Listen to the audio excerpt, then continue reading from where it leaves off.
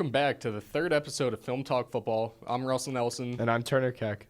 We're going to be going over Week 5 and taking ahead at Week 6, starting off with the Colts and Broncos, the greatest Thursday night game of all time. Oh, my God. I wish the NFL would stop force-feeding us Broncos games because they're not fun to watch. The Broncos have had 4 games on primetime already, and they play again on Monday. So yeah, but at least on Monday, the world gets to watch Justin Herbert. that is true. But the I will Broncos be wearing my are Chargers jersey that night. absolutely atrocious. Russ is cooking up some Lunchables. and Not even. It's embarrassing. It's actually embarrassing for him and Nathaniel Hackett. Then we go to the Giants and the Packers in London. Go Big Blue, baby. 4-1. Danny Dimes absolutely led the Giants down the field multiple times when they needed it. Lift them over the Packers, and their defense came up clutch. Allowed 0 second-half points. And outscored them 17-0, besides their giving up safety. So, Giants coaching for the dub. Then the Patriots and Lions. The Patriots absolutely That game whooped tanked the Lions. fantasy for me. Yeah. I'm on Ross St. Brown, got me no points. But Ramondre Stevenson did good, so I guess I can't be too mad. Yeah, Ramondre Stevenson went off. He had about 160 rushing He's yards. a must start this week. He's projected to get 17 points or something absurd. I'm starting him. Everybody should start him. Mm-hmm. Then we get to the Steelers-Bills. Bills absolutely dominated the Steelers. Josh Allen had 4 passing touchdowns and 420 passing yards. He had 180 yards to Gabriel Davis on 2 catches. 2 throws. One was a 98-yard touchdown pass, I Yeah. believe, and the other one was 65, something crazy. So Steelers not off to a hot start this year. Kenny Pickett looked Kenny Pickett looks good. He does look good. He's not getting touchdown passes, but that's because it doesn't the Steelers look great aren't in the getting stat sheet. touchdowns. Yeah, but that's because the Steelers' offense as a whole is a problem, not just Kenny he went Pickett. 34 for 52 for 327 yards. Mm-hmm. And that's not bad. And a pick. But yeah, not bad. Then we have the Dolphins with their 7th-round rookie starting at quarterback. Yes, Skylar Thompson. Skylar Thompson. After Teddy Bridgewater went down on the first offensive play of the game. So the Jets steamrolled the Dolphins Not fun. and at MetLife 40-17. Another scored injury at 5 MetLife. rushing touchdowns. And Sauce Gardner, first career interception. So congrats, Sauce. We got the Falcons and the Buccaneers. The classic refs love Brady game. Grady Jarrett got absolutely hosed out of a strip sack. Got called for that atrocious roughing the passer call. So 2 bad roughing the passer calls in this week alone. The one in the Chiefs game was pretty soft, and the one on Tom Brady was pretty soft. the one on Brady was terrible. The one on did Derek not even Carr have was the also ball. bad because Derek Carr couldn't have been roughed if he didn't throw the ball. Then we get to the Seahawks-Saints. Seahawks, Geno Smith is wheeling and dealing. Another He continued that. game where they don't know how to play football. They have no defense, but Geno Smith, 16-25, 3 touchdown passes, 0 interceptions. He's going off. He has been a top 5 quarterback so far at the start of the season, which is crazy. No one really expected that. And Eli Manning, what he had to say about that was that Geno's always had this ability. It's just the fact that he's comfortable in an offensive scheme for probably the first time in his career. The Texans beat the Jaguars. There's 13-6, and that makes it 9 straight for the Texans over the Jaguars. That was embarrassing for Trevor Lawrence and company. Yes. I don't know how you can only put up 6 points against the Texans after 40-piecing teams like they did. Titans and Commanders. Screw the Commanders. Carson Wentz, he's a bum. Definitely unbiased. Yeah, so unbiased. Definitely unbiased commentating right there. The Bears and Vikings. The Bears somehow came back into that one a little bit. they were. And then I they think lost were down, on the they were kind down, of funny strip where the guy got broke, got back up, ran behind him, and just kind of mugged him. We'll put a clip of that in. Yeah. And Justin Jefferson is absurd. He had, I think, 9 catches for 128 yards in the first half. He ended up finishing with 12 for 154, but that's just video game numbers. That's stupid. And Justin Fields finally had a somewhat decent statistical passing day, 15 of 21, 208 yards and a passing touchdown. So Chargers-Browns, Justin Herbert looks like he's getting on his way back from the cracked ribs. And then Eckler, he's re-solidified himself as the top running back, especially in fantasy leagues. But overall, I mean, it was really a running back battle. Both quarterbacks played good, but not like 30 to 28 good. They played like all right. But when you have your 2 starting running backs combined for 300 yards between both teams, it's always a good look. Mm. But the Browns did lose.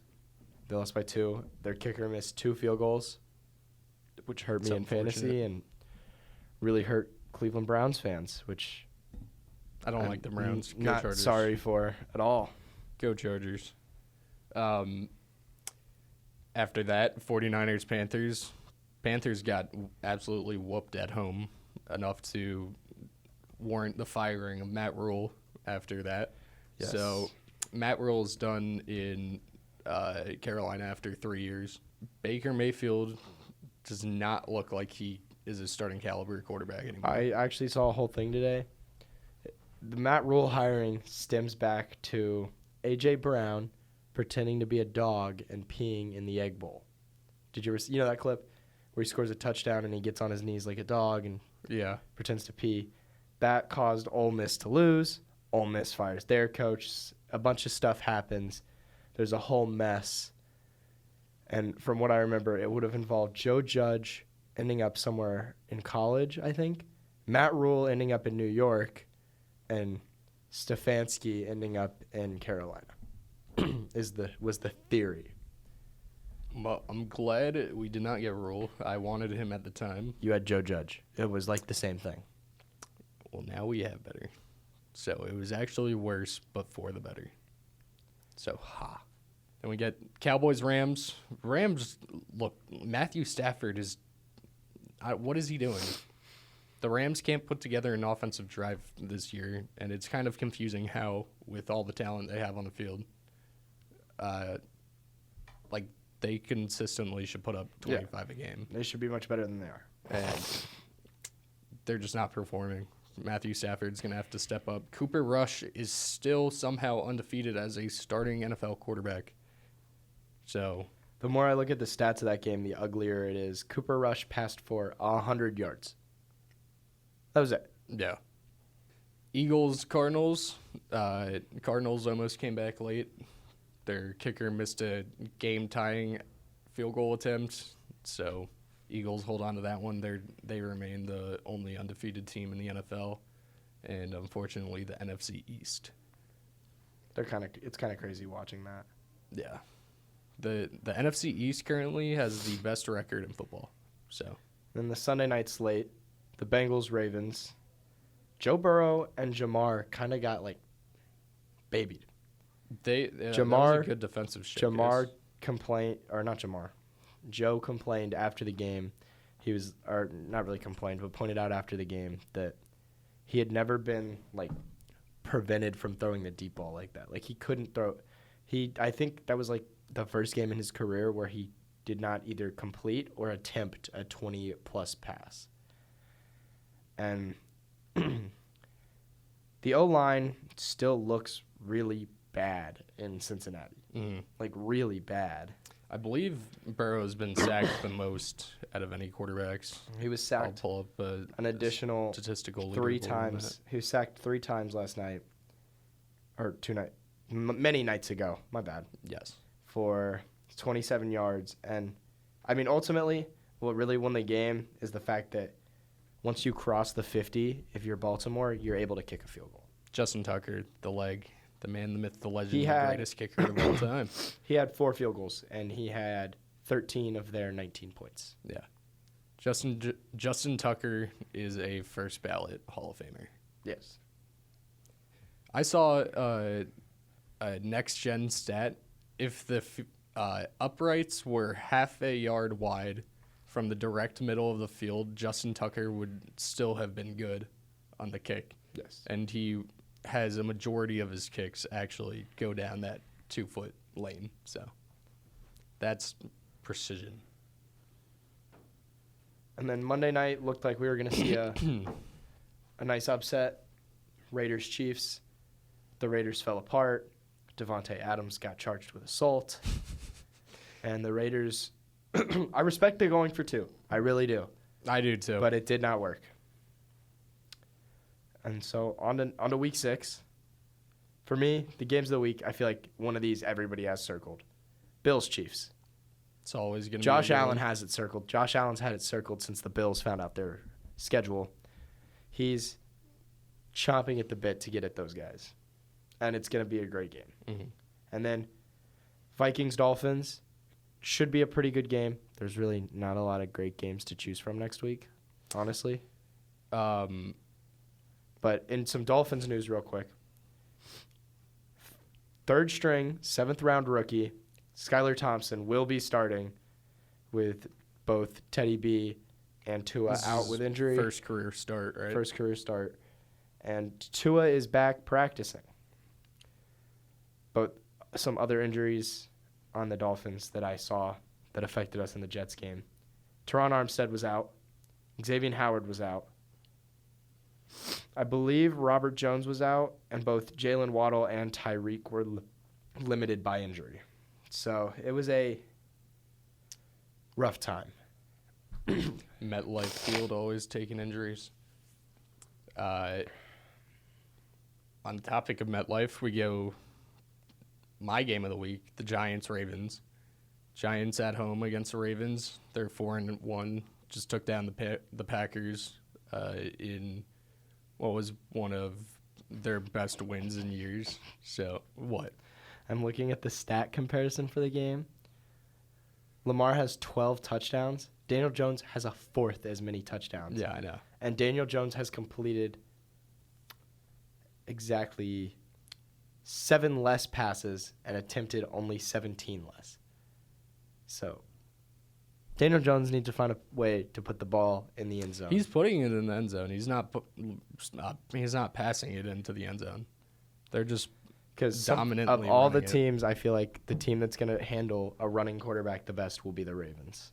Yes. So they're going to need to figure that out. They're going to need to get some wide receivers back healthy. I know the only ones on their roster for last game were Darius Slayton, Richie James, and David Sills. Didn't Darius Slayton used to be like really good? He still can be really good. He had a pretty good game. He just has problems with drops, and he's inconsistent with that. So it's hard to justify playing him above other receivers who don't have that problem. But when he's given the opportunity, he's always done well. And then on Sunday night, we get the Eagles-Cowboys. That, I think, is going to be a very good game. I hope the it's not. divisional rivalry. I hope the Cowboys get blown out. I think the Cowboys will ultimately get blown out. Cooper Rush will get taken advantage of by the Eagles' defense. I just don't. The Eagles' defense is crazy. They have Darius Slay, James Bradbury. They have Fletcher Cox, Derek Barnett. You got Jordan Davis, the rookie out of Georgia, Brandon Graham, Javon Hargrave, They have Nakobe Dean from Georgia as well. Nakobe Dean, Josh Sweat, Hassan Reddick, C.J. Gardner-Johnson. Like, they have a lot. But so that should be a good game. I'm looking forward to it. I personally want the Cowboys to win, to beat the Eagles, so that the Giants can win and have a 3-way first-place tie. And then, Then it looks like they're in third. No. Actually, they still wouldn't be a 3-way tie. because they lost to the Cowboys. Well, I know. But So the Cowboys are first. I know. So it wouldn't be a three-way tie at all. Well, technically it would And be. some fantasy news. Technically it would be.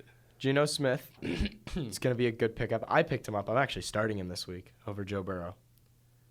And then Benjamin, he's been getting a lot of work since James Conner is apparently allergic to football and screwing me on fantasy. So pick both those guys up if you can. Another guy, Rashad White, running back for the Bucks. He's getting a lot of receiving reps. And then if you have over Fournette. So. Kenneth Walker, Ramondre Stevenson, or Raheem Mostert, this is a good week to start him. Kenneth Walker's getting the starting spot now that Rashad Penny's out with a broken leg.